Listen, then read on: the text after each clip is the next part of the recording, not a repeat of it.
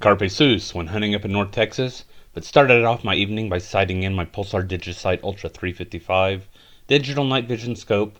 These incorporate some of the same features as the Pulsar Trail thermal scope series, including the body style, the controls, and even some of the features within the scope.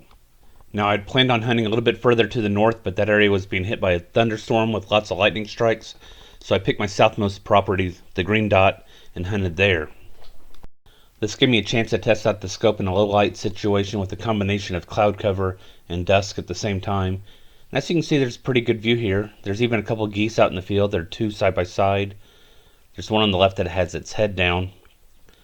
And I used that time checking out some of the capabilities of the scope, looking at some of the reticles and color palettes at the same time just to see how they would look.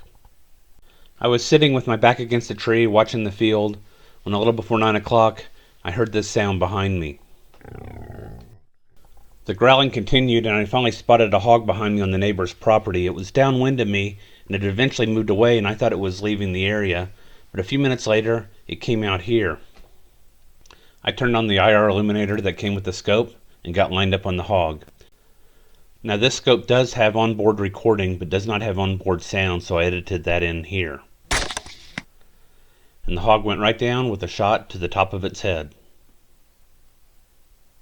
It was during my walk-up that I realized that this lone hog was not a boar, but indeed was a sow. While I did not necropsy her, she did appear to be pregnant.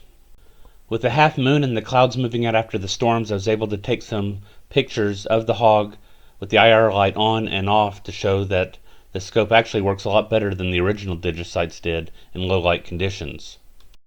And about an hour later, I was able to observe these hogs both with the light off and on. As you can see here, I'm sitting down and I'm too close to ground level, and I'm getting a lot of reflection back from the IR light on the grass in front of me. So the remedy here is to stand up and change the angle at which the light is being shined at the hogs. In the meantime, the cattle were moving in on me, and things continued to get a little bit brighter as the clouds moved out. And so here I'm able to scan the hogs quite nicely without using any IR light whatsoever.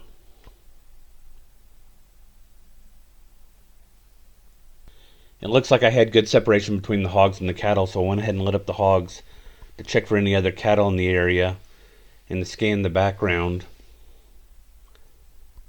The cow on the right appears to be moving off, so I'll probably select the leftmost hog, except there's more cattle moving in from the left.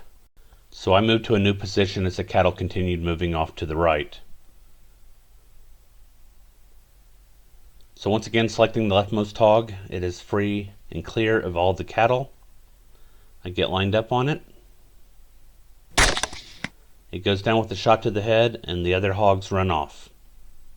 This hog turned out to be a boar, and the bullet exited just behind the ear on the opposite side.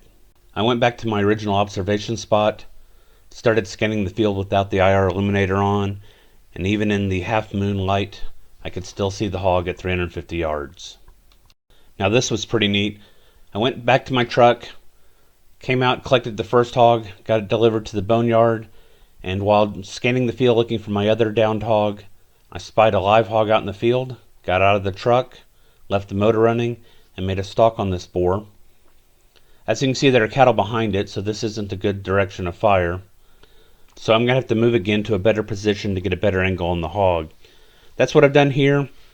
There are no cattle behind the hog. I've checked both with the Pulsar Digisight Ultra and with my thermal scope. So we're all clear. I'm going to light up the hog and get ready to take the shot. Here we go. A shot just outside the left eye, goes all the way through and crosses to the right eye.